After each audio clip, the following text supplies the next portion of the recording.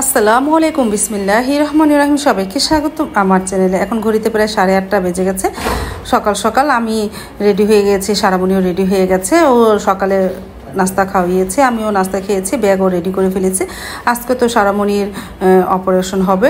আমি এই যে মিটপুর হসপিটালে যাচ্ছি, মানে ঢাকা হাসপাতালে। সেখানে সারামণি আজকে বিকেল দিক দিয়ে অপারেশন হবে। এই যে সারামণিকে নিয়ে রিক্সায় উঠে পড়েছি, আমি আর সারামণি যাচ্ছি, পরে সবাই আসবে।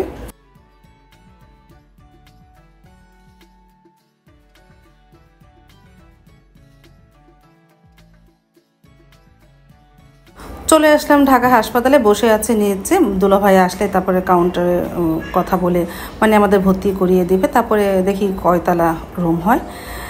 তারপরে তো আমাদের ভর্তি করিয়ে দিয়েছে 9 তলার 907-এ আমরা আছি। আর সারামণি অপারেশন বিকাল 5টার দিকে হবে। এতে সারামণি শুয়ে আছে।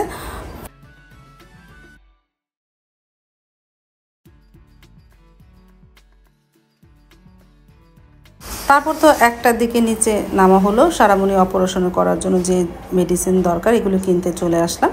এখন কিনে নিয়ে উপরে চলে যাব। তারপর তো দেখতে দেখতে 5টা বেজে গেল। এখন সারামণিকে নিয়ে সারামণির বাবা চলে যাব অপারেশন থিয়েটারে। ওখানে তো ওর অপারেশন করা হবে। লিফটে নামবো এখন, লিফট করে। আমরা তো 9 তলা থাকি। তারপরে চলে আসলাম এই যে অপারেশন থিয়েটারে। সারামণিকে এখন তো সারামণি বাবার কুলে বসে আছে, একটু পরে ডাকবে, ডাকলেই ভিতরে ঢুকে যাবে। তারপর তো সারামণি ভিতরে ঢুকে অপারেশনও হয়ে গেছে। এই যে অবজারভেশনে দিয়ে দিয়েছে। আমরা এখানে সারামণি এই যে শুয়ে আছে, হালকা মানে ব্যথা আছে, এই যে ওর বাবার সাথে।